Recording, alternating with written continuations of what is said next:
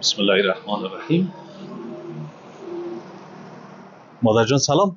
سلام چیال داری؟ علیکم. صحت شما خوب است؟ بخیر شکر هستی؟ فضل گل خدا. میفروشی؟ میفروشیم به گل. به، چی پیشی خوشبو. ایره شما خودتان تربیه میکنین؟ خود ما تربیه میکنیم. خب بسیار خوب بسیار خوب. ای گلکا نامش چیست؟ گل فرشی است. خب بسیار خوب. در خانه تربیت میکنین؟ در خانه تربیه میکنیم. خب به خاطر از اینکه یا خورد کراچی خورد از جای نداریم، از او خاطر کم کم میریم باز به فروش میرسیم. خب ماشاءالله ماشاءالله. ای گل چند وقت هسته؟ 6 ماه میشه. خب بسیار بسیار خوب. چطور روزگار میشه بچلانی؟ والا شکر است میسر. ای فصل گل هست کس از پیشتان میخره؟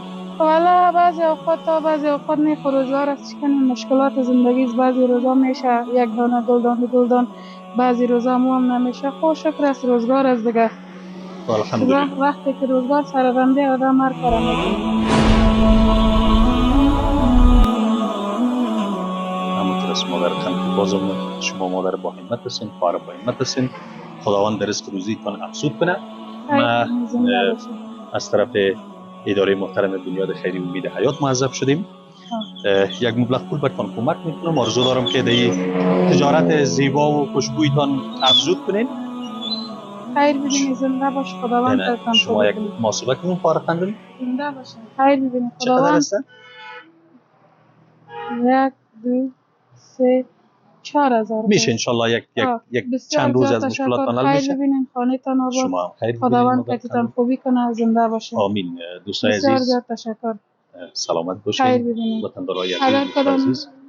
گلم خوشتان آمده میتونین ببرین. بسیار تشکر لطف کردین. انشالله گل از پیشتان خواهد گرفتین.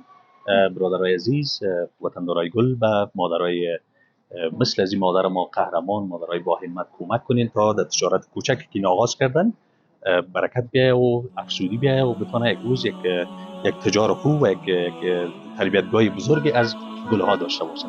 خواهر گلم خداحافظ.